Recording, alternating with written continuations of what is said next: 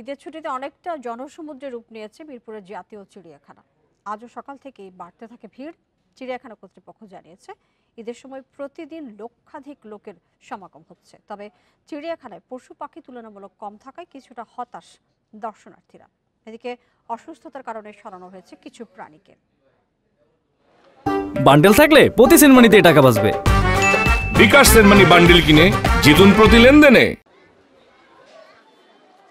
রাজধানীতে যান্ত্রিক জীবনের একঘেয়েমি কাটাতে মিরপুরে জাতীয় চিড়িয়াখানা এসেছেন ছোট বড় নানা বয়সী মানুষ। শিশুদের ঈদ আনন্দ বেড়েছে কয়েক গুণ।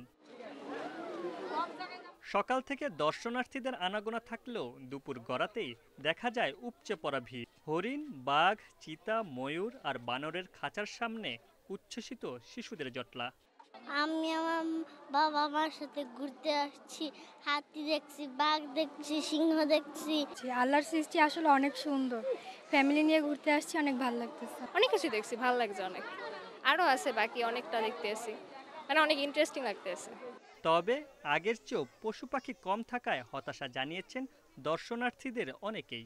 ময়ূর পাখি, তারপরে সিংহ, বাঘ, চিতাবাঘ, জলহস্তী এগুলি তেমন নাই। 3 ভাগের 1 ভাগও নাই। হাজার হাজার লোক টিকিট কাটে ঢুকতেছি, কিন্তু চিড়িয়াখানার উন্নতি আমরা আসলে বুঝতেছি না। আরও অনেক কিছু বাড়ানো দরকার। পুরো চিড়িয়াখানা নতুনভাবে সাজানোর নেওয়া হয়েছে উদ্যোগ। আমরা নতুন জাতের অ্যানিমাল আনবো।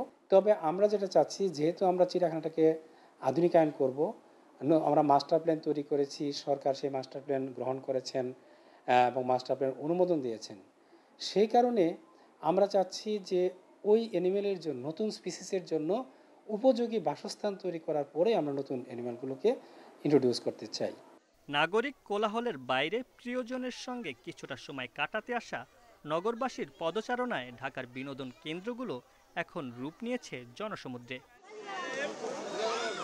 Mamunur Rahman, Independent News, Dhaka.